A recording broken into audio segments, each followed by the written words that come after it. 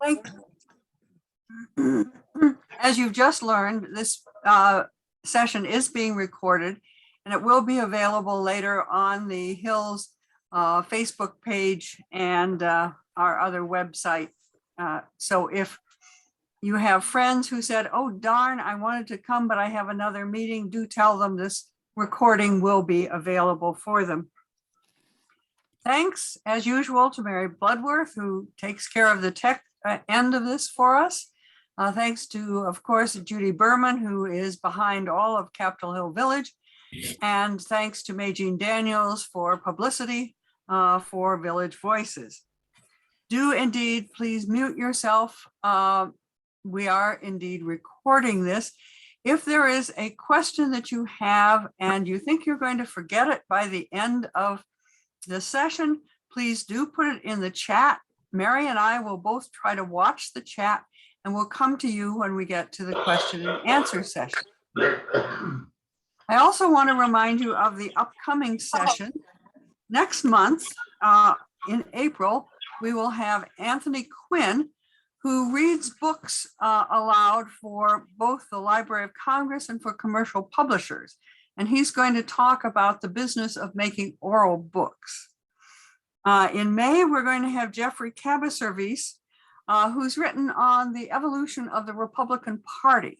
And so he's going to be talking about the politics of the Republican Party. And then in June, Carol Grotzins, who is, I can see on this call tonight, is going to be talking about social entrepreneurship. So that's the rest of the spring sessions. And then we'll take our usual break in July and August and be back with you in September. Tonight, we're really pleased to have with us David Ottaway. David was last with us in 2018 when he was talking about what remained of Arab Spring. And some of you were there, I think. We were in the Southeast Library. And during that discussion, David mentioned that there was this recently prominent Saudi prince who was going to be having his first visit to Washington. And David cautioned us all to be careful to watch what Mohammed bin Salman was doing. Well, it's clear that in the intervening years, David has watched him very closely because not only has he written a book on him, but just on the 2nd of March, he wrote an article on Mohammed bin Salman has recommitted to working with Russia to keep oil prices high. And so we have someone who has been tracking him, we know, at least since 2018, and we're going to hear about Mohammed bin Salman, oil prices, the Saudis, and the US. David, it's all yours. Thanks for being here. Thank you very much, Trudy. I should first confess that we don't live on Capitol Hill anymore, to our regret. We moved about 5 years ago and we're now in the Watergate complex across from the Saudi embassy, of all places. And on New Hampshire Avenue, that is going to be in our stretch of New Hampshire Avenue is going to be renamed Khashoggi Way. The DC Council has just approved that. And Jamal Khashoggi is, of course, the Saudi journalist that Mohammed bin Salman, I'm going to call him MBS for short. That's what he's known as. He's the one that authorized and sent a plane load of people to either kill him or bring him back in October 2018. So here we are in the living across from the Saudi embassy. And as you might imagine, I'm no longer in the good graces of the Saudi embassy after publishing this book, actually even before, because of the pieces I've been writing. So let me start first by why this is a good time to be thinking, talking, and trying to understand Saudi Arabia. I mean, Trudy's just raised one issue, and that's the price of oil. and of gasoline. I was just reading and listening to the news, and it's now averaging $4.23 nationally, and up and over $7 in California. So we are headed for a really stressful time over the oil supply. And as it so happens, the only country in a position to really help us is Saudi Arabia. And why is that? It's because it has a capability of producing 2 million more barrels a day if it so wished. And so it could single-handedly sort of change the situation, the picture of supply, and reduce our gasoline prices quite quickly. The other reason why Saudi Arabia continues to be potentially very important to us is Iran. Now, if there is no agreement on the nuclear negotiations, and we end up in confrontation with Iran over its expanding call it a nuclear program, then we're going to be faced with potentially military action to prevent them from obtaining the bomb. And as a matter of fact, the only red line I am aware of that Biden has drawn in the Middle East is that he will not allow Iran to have a nuclear weapon. So we can't exclude that that's where things are going to go if we do not have an agreement on limiting the Iranian nuclear problem.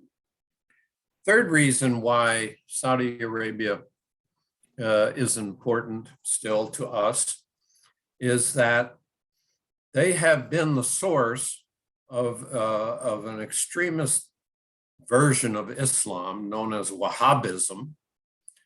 And it has been kind of an incubator for creating Islamic terrorists. Well, Mohammed bin Salman, MBS, has seriously tackled this problem and is changing it. And however much we like or dislike him, he actually is making a difference in cracking down on extremists in his country and on the ideology that created those extremists.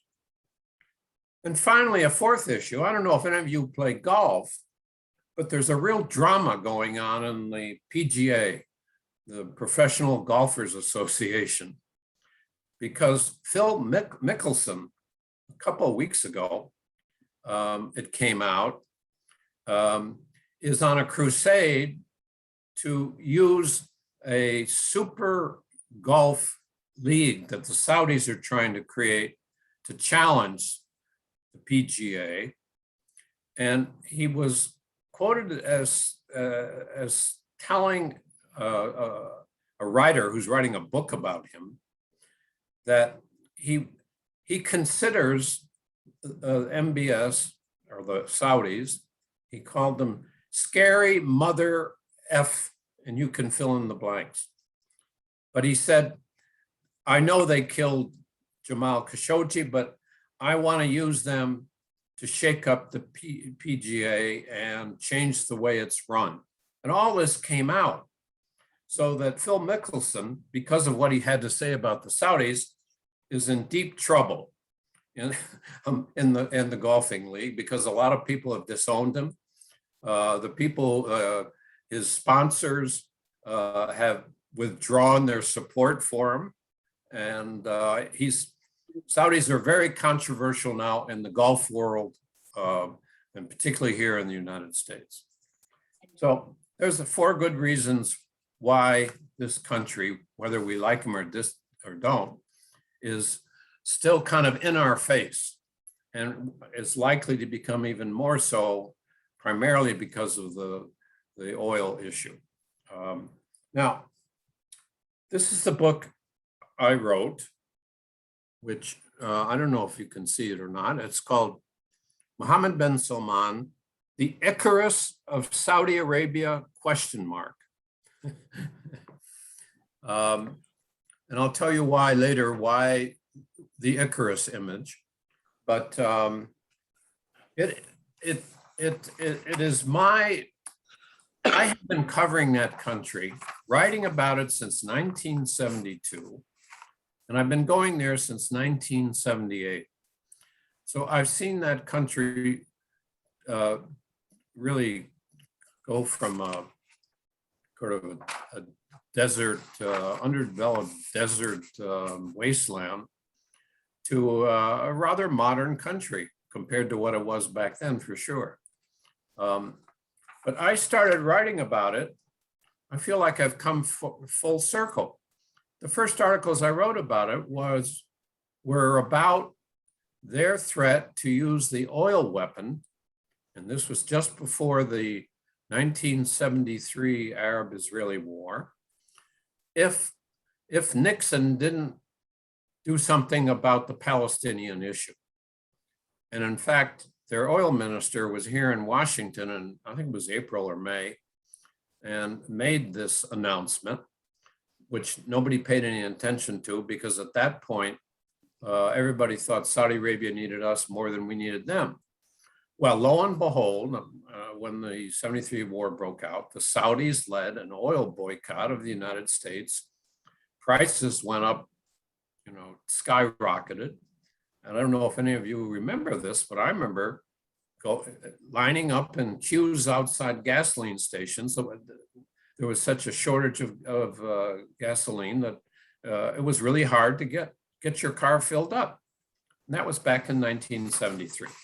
So here we are, I don't know how many years later, what is that, 50 years later, with Saudi Arabia in our face again, and certainly indirectly responsible for the price rise, because in the last few weeks, the Saudis have decided to stick with Putin, keep prices up high, and it so happens that the Russians lead one sort of group of oil producers, the smaller ones, but they're the biggest of the smaller ones, while the Saudis really are the main power of the Organization of Petroleum Exporting Countries, OPEC.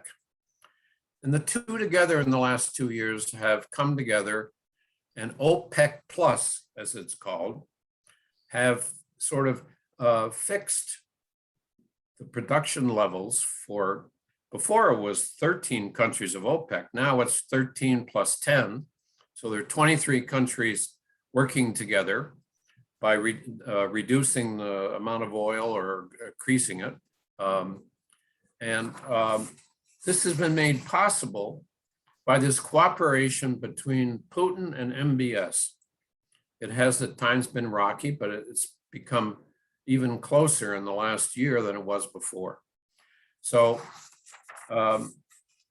Saudi Arabia has developed this MBS has developed this relationship with Putin that now is at the center of our problems, because Putin has no interest in watching prices go back down, and he's going to be scrambling to sell Russian oil. And as it turns out, the rumors going around now, because of a report in Axios, an online news organization, is that the Biden administration, and Biden is considering whether he should give up his attempt to make a pariah of MBS because of his role in the murder of Khashoggi, and have a meeting with him and see if he can convince the Saudis to start pumping more oil. Now that would be quite a turnabout for Biden, but the prices are going up and up and up. So it's not impossible that might happen. Now it'd be a huge change in Biden's position and attitude towards Saudi Arabia. By the way, we don't even have an ambassador in Saudi Arabia. Biden hasn't even announced an ambassador.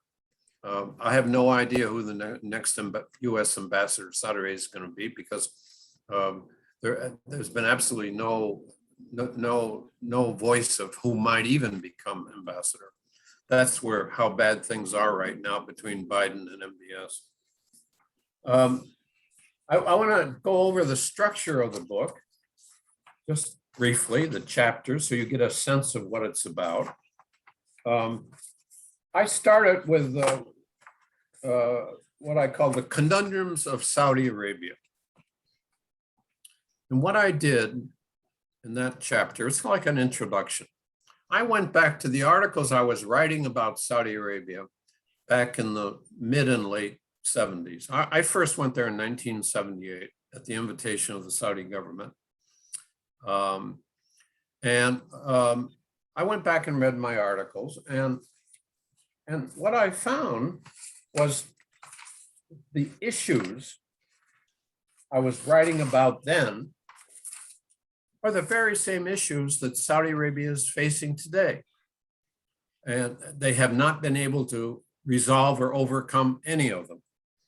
And those issues were, to begin with, they were becoming totally dependent on oil, and they were trying to figure out how to diversify their economy away from oil, dependence on oil. And MBS has this Vision 2030, whose main purpose was, I'm not sure it still is, to diversify the economy and get off the addiction to oil. Same issue. Another issue back then was their concern about their near total dependence on the United States for their security, external and even internal. They were also at the same time very afraid of being abandoned by the United States. Those two issues still are part of the psyche of the Saudis. Too much dependence on the United States, but fear of being abandoned by the United States. And because of that, even back then, they were looking for options to the United States, other countries they could depend upon or work with for their security. Back then, it was the United Kingdom, France, and to some extent, Pakistan. Today, it is still the UK and France. They look to them to sort of offset their dependence on the United States. But now there's also China and Russia. So they are trying to figure out how to expand the countries to which they can turn to help maintain their security. Another issue back then was the realization that they were seriously dependent on foreign labor to make their country function. And back then, this is back in 1978, there were only 5 million Saudis, but 1.7 million of them were foreigners. And they were worried about this was going to change, the character of the country, and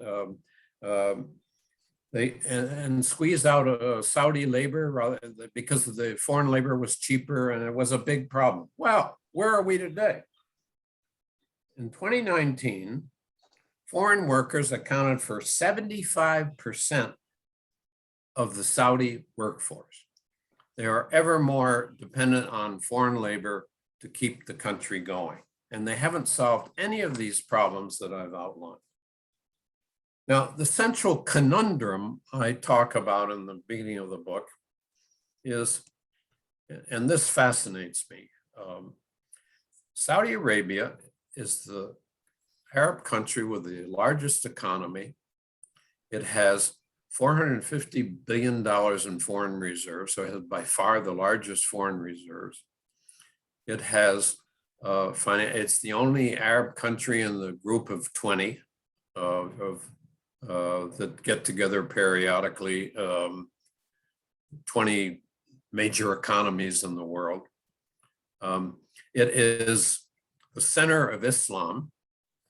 2 million, 3 million people come every year for the Hajj, and so it has tremendous soft religious power, and yet it is not figured out how to project power and really figure out how to, which it yearns to do, become the leader of the Arab world or a major global power and recognized as a major global power. That's the central conundrum, and I spent a lot of time in the book going back to that issue. Why is it that Saudi Arabia, with all these natural assets, struggles to make its voice heard, not only in the Arab world, but even its immediate neighbors, which the 6 Arab Gulf monarchies are grouped together in what's called the Gulf Cooperation Council, the GCC. And even there, they are unable to impose their leadership. So, and this drives MBS crazy because he wants to become the leader of the Arab world. Okay, so I spent one chapter explaining how he came to power. I don't spend a lot of time on that because there've been several other books that have already dealt with that, and I didn't think it was I need to go over it in more detail than it's already been covered. Then there's part 1. I deal with what I call explaining how the old Saudi order has crumbled, and how MBS has upended the House of Saud, the ruling family, and how they ran the monarchy, and totally changed that. I talk about the former king, King Abdullah, and his role in trying to bring about the first major reforms in the country. Things like women driving cars. You have to remember, Saudi Arabia, until very recently, women did not drive cars. The children, the female children in the schools didn't play sports. I mean, it was really grim there, up to about 5 years ago, maybe 7 years. Then I talk about the king, of the current king. I call him the Daedalus of Saudi Arabia because he's the one that enabled Mohammed bin Salman to totally skip how kings are made, what they normally go through in order to become crown prince and then king. And he totally changed the way that has happened in his case because of his father. And so I explained that whole problem. Then I talked in part 2 about the new Saudi Arabia. MBS is out to build a totally new country, a modernized country, a leader in technology. I mean, he goes on and on and on. What his dream is for Saudi Arabia.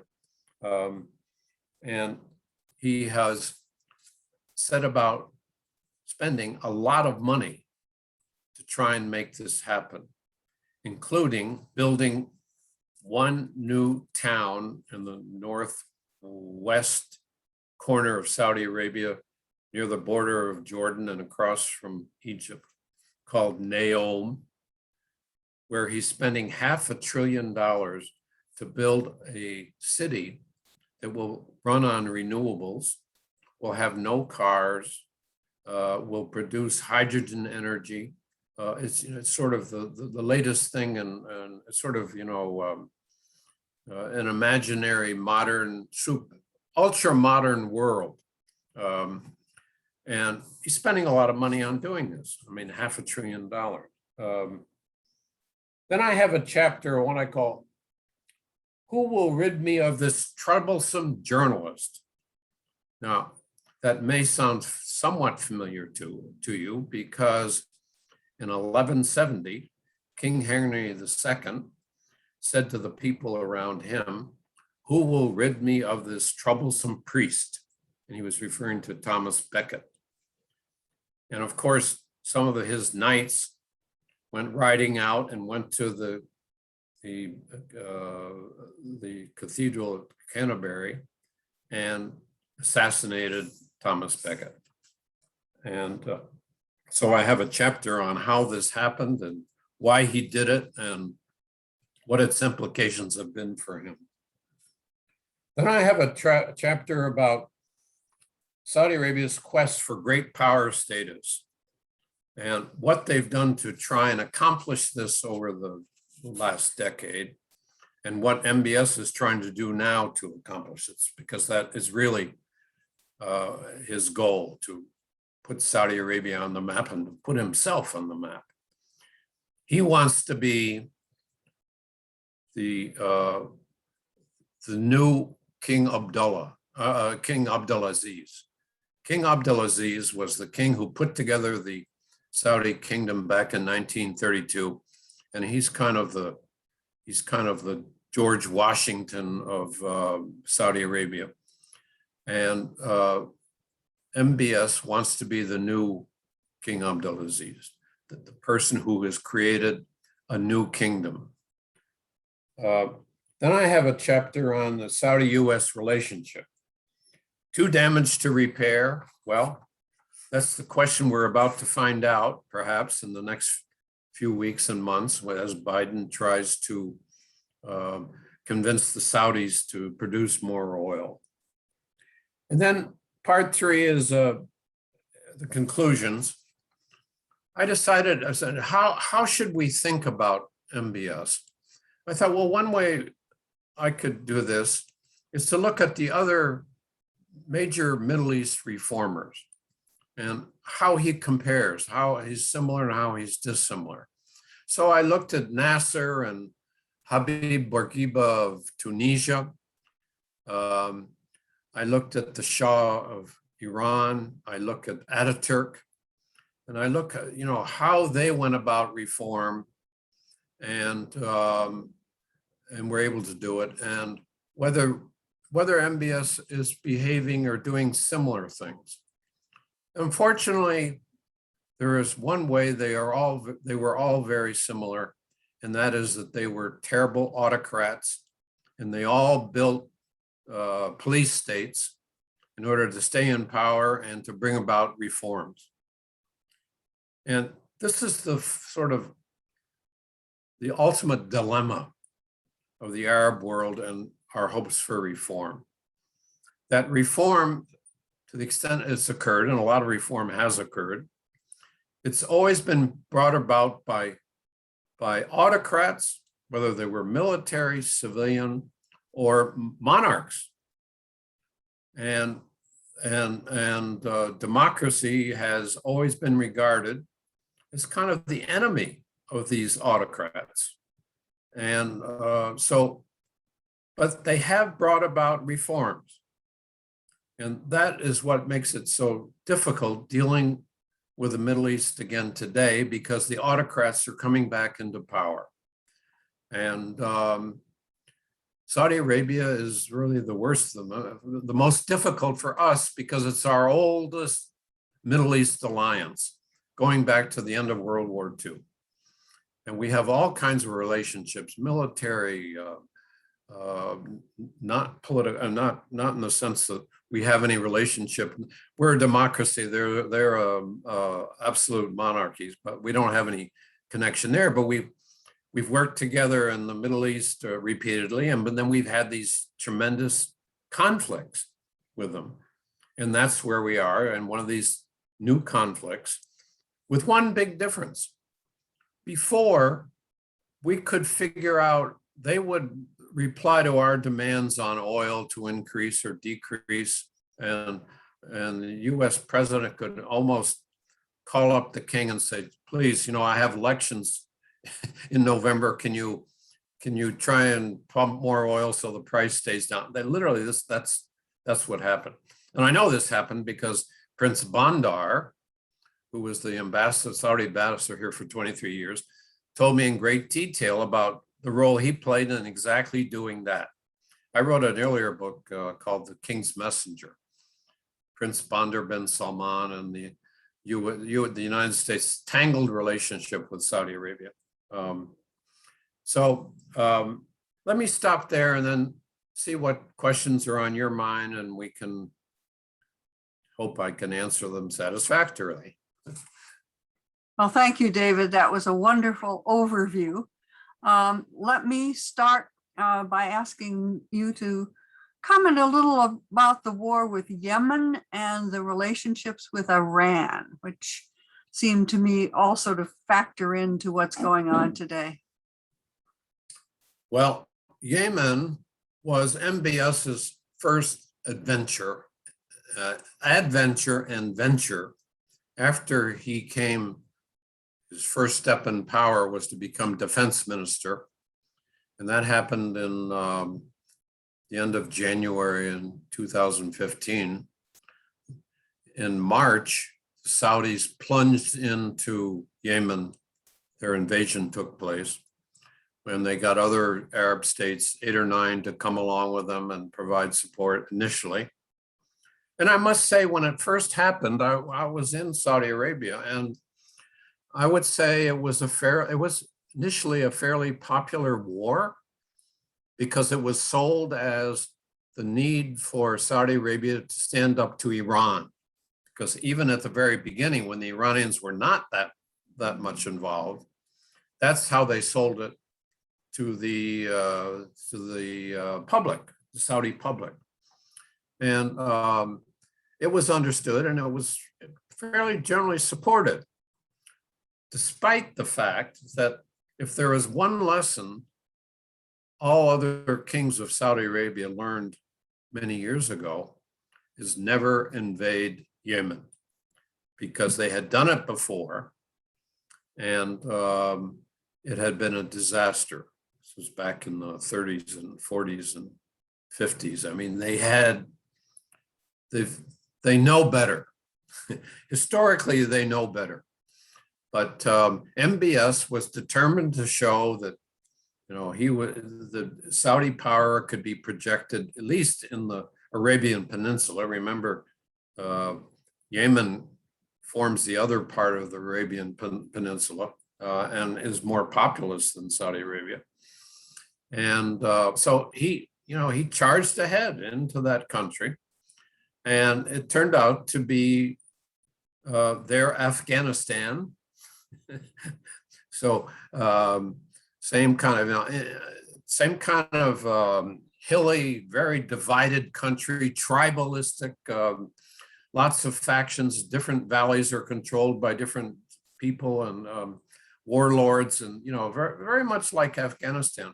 Well, we know what happened to us in Afghanistan, and it's happening to them in Yemen, and they don't know how to get out because the Iranians have become increasingly involved, particularly in providing missiles and drones. And now Saudi Arabia is almost, not quite daily, but weekly, hit by either a drone or a missile coming from Yemen on its cities, and all the way to the United Arab Emirates, which is about 800 miles away, because they have been one of the allies of the Saudis in the invasion there. So the Iranians, who never had really a strong presence in Yemen, are now very much there and in a position to cause the Saudis a great deal of difficulty militarily and politically. And it has sort of increased the Saudi sense of being surrounded by Iran, because you remember in Iraq now, the Iranians are very to the north of Saudi Arabia, are very, very influential. So the Saudis kind of feel surrounded by Iran.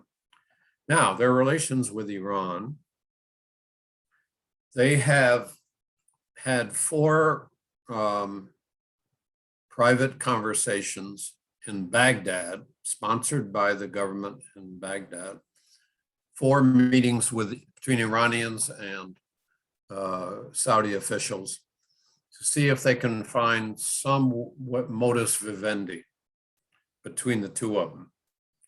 And nothing has come of those 4 meetings. There's talk about a 5th one, but given what's going on now, I don't know whether they're going to meet again or not. And I don't know nothing has come out of these meetings.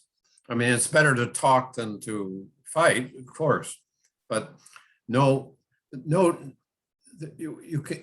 we can't even see the beginnings of a détente yet between Iran and Saudi Arabia. So that's where we are on that score. Shirley Rosenfeld had put a question in the chat, and you've answered part of it. Shirley, would you like to unmute and rephrase, especially the part about China? Yes, I think Jean and I were wondering, in your insight, given the complexity of their relationships, could you comment a little bit on where China fits into this puzzle with Russia and the United States, and perhaps specifically and more timely, given the fact that Saudi Arabia profits from the price of oil?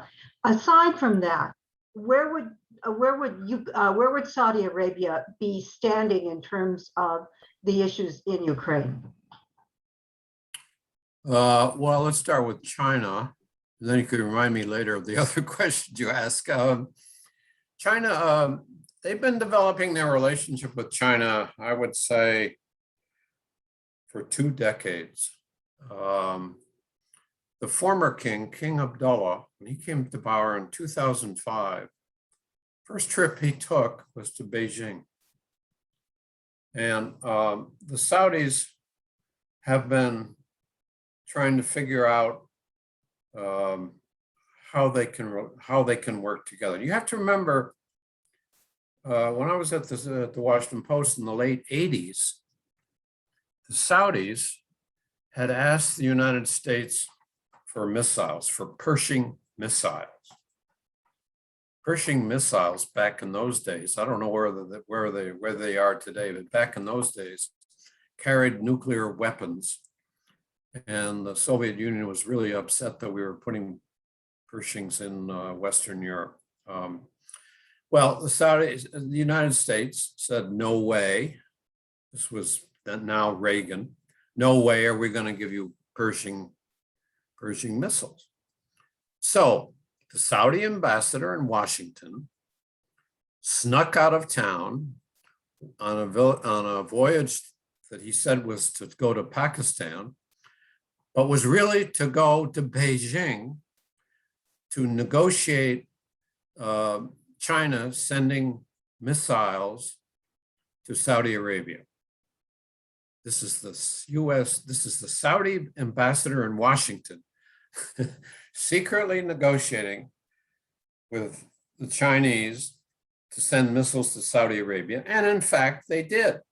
And the CIA did not discover this until they were already in Saudi Arabia. This was 88 or 89, I think it was. And Israel went crazy. They almost came to blows, physical blows, because they were so worried about these Chinese missiles. Well, the Saudis swore up and down they were not there with nuclear warheads, and would never be with nuclear warheads, and wouldn't be aimed at Israel. But that's the various basic first steps between China and Saudi Arabia were on the issue of security. Now, Saudi Arabia back then felt it needed missiles because the Iraqis and Iranians were throwing missiles back. This was in the middle of the war between Iraq and Iran, and they were sending missiles back and forth. And the Saudis felt very exposed, and they really wanted to have some kind of protection, missile protection. And this is how their relationship with China started. And it then has since then developed into selling a lot of oil to China and buying a lot of goods. Saudi's buying a lot of goods from China. To the extent I think now China is number one in terms of where China gets its oil. Saudi Arabia is number one where China gets its oil. I think Iran is number two. Both are very important. So it has developed economically and now is going back again to security because the Saudis have been buying drones from China and they are now working together the Saudis are to build drones with the help of China in Saudi Arabia. And they have modernized the missiles. They're sort of intermediate range missiles, the ones that China sold to them back in the late 80s. They're modernizing those missiles. So the security relationship has been expanding. The economic relationship has expanded. And so they're really quite important to the Saudi search for other allies than the United States to help provide security. Now, what was the other issue? Actually, that's very fascinating in terms of the duality or triangulation of the relationships. But I was just wondering, given the relationships with Russia and China, and yet the United States and Europe as a provider, and MSB's desire to be seen as public relations, where are they on the Ukrainian issue? Well, I mean, they haven't said a word. The Saudis haven't said a word about Ukraine. They're trying to remain neutral. They don't want to take a position, but they haven't remained neutral on helping the Russians with oil prices by keeping them up high. We've discussed that. MBS has offered to mediate, which is, another way of not taking a position. Which is what Israel has done, by the way, trying to now become the mediator between Ukraine and Russia, and been very circumspect in what they say about the Russian invasion. I think where the Saudi-Russian relationship could go is on security issues. The Saudis have spent a lot of time negotiating with the Russians on the S-400 missile defense system, but they have never gone through with a deal. Now, they could go through with that deal if they sort of give up on the United States, which is providing it with Patriot missiles that have done a very good job in shooting down these drones and missiles coming from Yemen. But it's an alternative for them. The other possibility is that the Russians build the nuclear reactors that the Saudis have been trying to get off the ground for the last 3 years. They could turn to the Russians to build those reactors. I think the problem turning to the Russians for that issue, for building of reactors, is that the Russians are very much involved in Iran, and they already built one reactor for the Iranians. So I don't know really whether they want the Russians in on that sector. But I would say security, they've talked about buying arms, about buying helicopters and planes. And so I can see if relations between the United States, or I should say between Biden and MBS, continue to be so sour, that the Saudis they might even turn and buy the Su-35, which is the most modern Russian plane, which the Egyptians are now getting from Russia, and which we were going to sell to the United Arab Emirates. And the Saudis, I don't think we're going to sell them to the Saudis, given the state of our relations, but they might turn to the Russians for their Su-35, which is the equivalent of our F-35, our best modern fighter plane.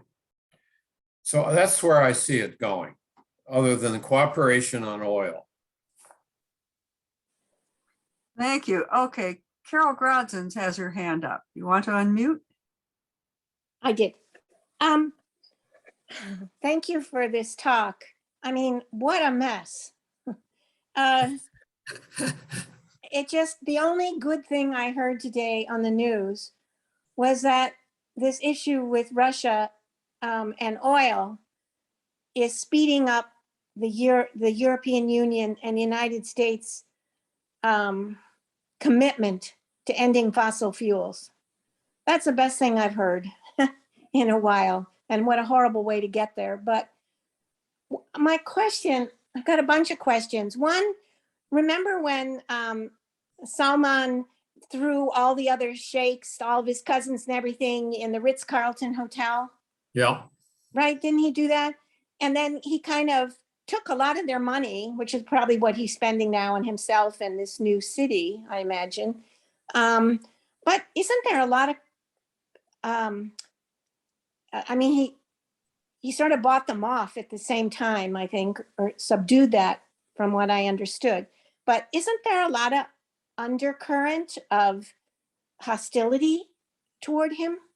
And the other question I have is, all of these foreign people, I mean, I don't see why he thinks he has to sell anything to the people about what he does, because he's this autocratic monarch and he's got total power. But is there anybody he has to talk to make decisions? Or like, well, your first question, yeah, he extracted from about 380 businessmen, government officials, princes, about $105 billion in order for them to get out of jail. right.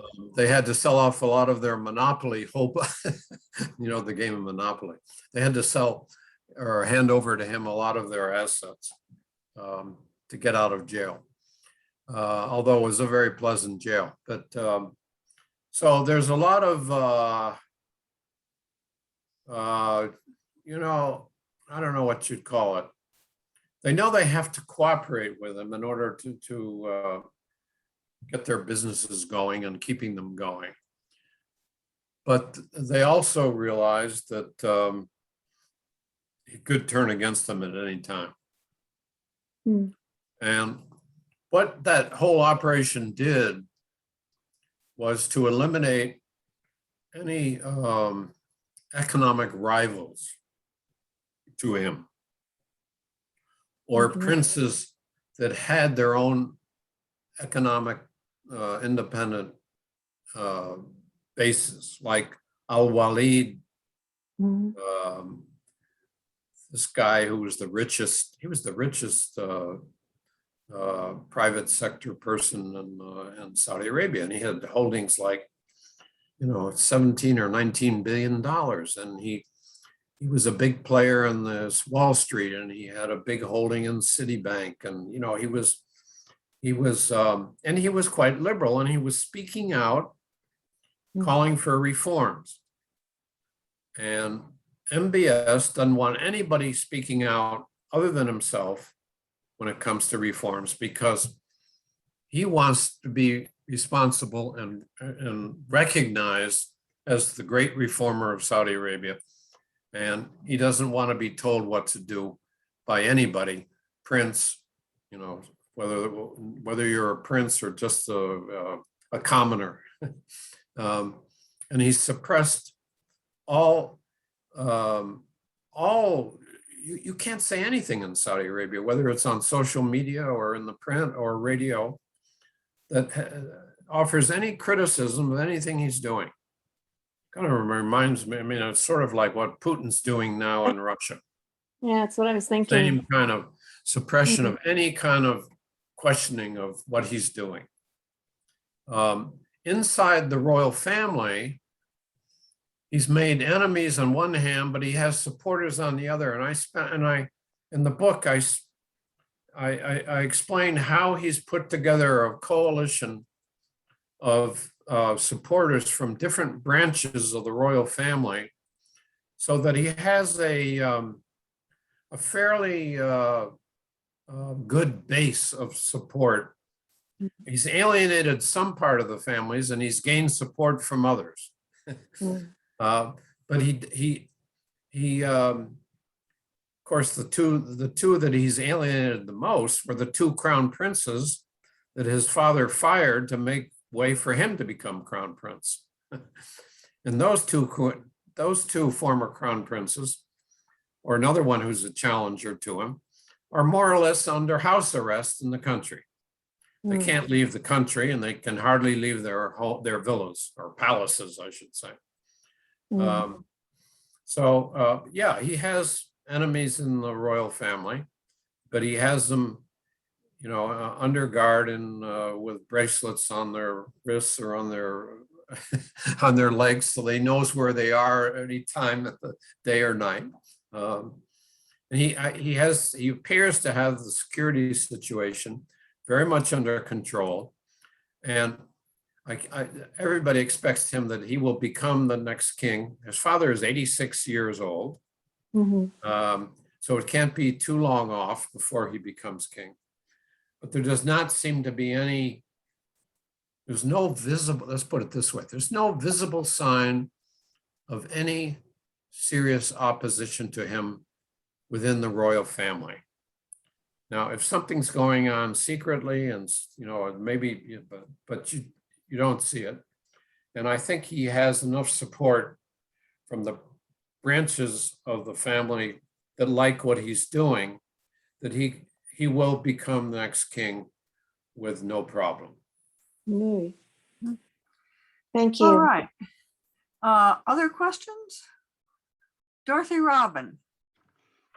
Two questions.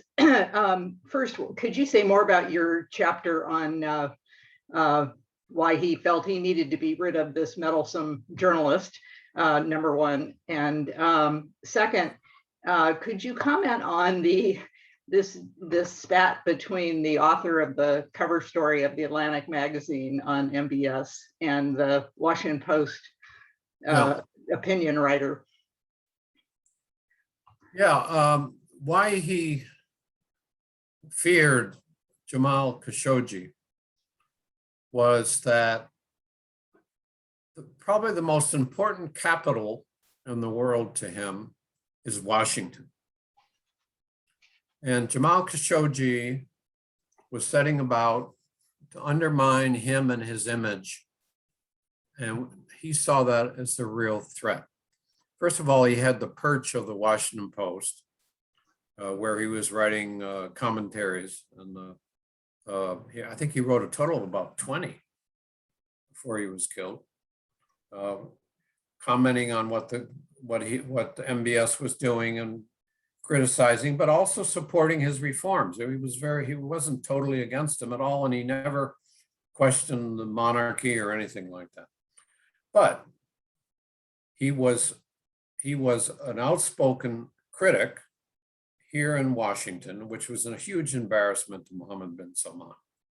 Furthermore, Jamal was in the process of setting up a foundation called Democracy for the Arab World Now, or for short, DAWN, D-A-W-N. And this foundation was intent upon exposing the problems of democracy in Arab countries, Saudi Arabia in the first place.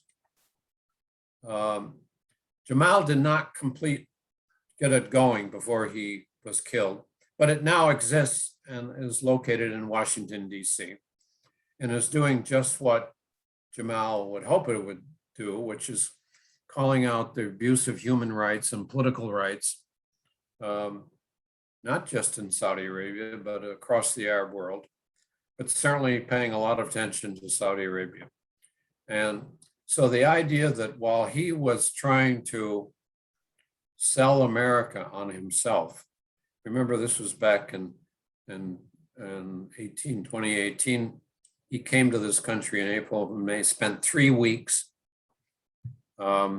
He, from my point of view, we have never seen a Saudi royal run such a good PR campaign as Mohammed bin Salman did when he came in 2018. I have never seen a Saudi king or crown prince ever wanting to deal with the US media. This guy, Mohammed bin Salman, went to the editorial boards of the Washington Post, New York Times, the Wall Street Journal, the LA Times, submitted himself to questions and answers, and charmed everybody because he was on a mission to sell himself. Well, Jamal Khashoggi was churning out articles about, be careful, this guy is not what he seems. And so he was a real threat to Mohammed bin Salman's campaign to sell himself in America. And then to be in Washington challenging him and what he was doing through dawn was just too much for him. And these were the days when Mohammed bin Salman was pure bully. He was striking out everywhere, and he wasn't going to allow this guy to challenge him in the capital of what was the most important to him in the world. Now, what was your other question? The dispute between the Washington Post. Oh, well, Karen Attiah, I have it right here. Karen Attiah, she's the editor of the Global Opinions page, although it's online. And she had been Jamal's editor, helped him write those critical commentaries that he wrote, and was very close to him. And of course, was very upset by what happened. Now, she's mad at the Atlantic because she thinks the Atlantic is giving this guy a voice in the United States, and that he's totally unscrupulous and doesn't deserve any space in the American media. And I understand how she feels. Jamal was supposed to come to the Woodrow Wilson Center, where I'm at, because we had supported him. We have an Arab scholarship program where an Arab journalist comes for 3 to 4 months to our center. And Jamal was supposed to come. And unfortunately, he had the wrong kind of visa. We were waiting for him to become a resident in this country so he could, or at least get a green card. And he hadn't gotten it by the time he was killed. So all I'm saying is, a lot of us have very close and deep affection and sympathy for Jamal. He was very helpful and very frank with a lot of journalists, and so I understand where she's coming from. On the other hand, I don't think you can expect anybody in the American media, the mainstream or even the non-mainstream, to not have interviews like this if they can get them. I mean, if Vladimir Putin said, I'd like to have an interview with an American television station, ABC, CBS, Fox News, CNN, I wonder if anyone would turn it down today. I think they would probably run to try to get inside the mind of this guy who's carrying out this horrendous invasion of Ukraine. Well, I personally found a lot of stuff in what in that interview pretty interesting. I mean, he is now trying to dismiss Jamal Khashoggi as a nothing. He said, well, if I had 1,000 people I had to work with, figure out how to get rid of or silence, Jamal wouldn't even be among the first 1,000. Well, that's just nonsense. I mean, you know, he sent a 15-man death squad out to chop him up inside of it. You know, it's just so. But what I saw is he can't get rid of this problem of what he did to Jamal Khashoggi, because every interviewer brings it up again. And in this interview, in the written version of it, it goes on for 2 pages as they keep pushing him about Jamal and why he did it and was it worth it, et cetera, et cetera. And he has to fabricate these ridiculous story about how insignificant Jamal is. I mean, I think it's very revealing and interesting to see where he's really, you know, he's really bothered by it, and he can't escape it. He cannot escape what he did to Jamal Khashoggi. And David, we usually end right at 8 o'clock, but we've got 3 quick questions, or I hope they're quick, in the chat. If you don't mind doing another couple minutes, let me read them to you. The first one I think is straightforward. Do you have to pull any punches in your own writing about MBS for your personal safety? well, I'm not a friend of MBS, so I'm not going back to Saudi Arabia. So I'm not worried about my personal safety. Secondly, can and I you have not pulled any punches. Secondly, can you speak to MBS's relationship with Trump? Was there one? They're incredibly similar, you know. I mean, in the book, I point out the similarities between Trump's personality and MBS's personality. Yeah, I mean, it was, you know, they were taken by each other for different reasons, but and of course, Trump's son-in-law was the one doing all the footwork and spending a lot of time with MBS. But they're very similar in personality. They're very, and I discussed that in the book. And finally, like-minded, like characters, like-minded. Sorry. Do you have an in the nutshell explanation of why the issues you wrote about 40 years ago are still the same issues today? I cannot answer that in 3 minutes. Read the book, in other words. Okay. Well, I mean, it's a long answer, and all the issues are. I don't. Don't have time. Okay. Well, thank you again, David. It was absolutely wonderful. And to everyone, join us on April 4, when we're going to talk about, have you read any good books lately? See you all then. Goodbye. Okay. Good night. Night. Thank you so much. You.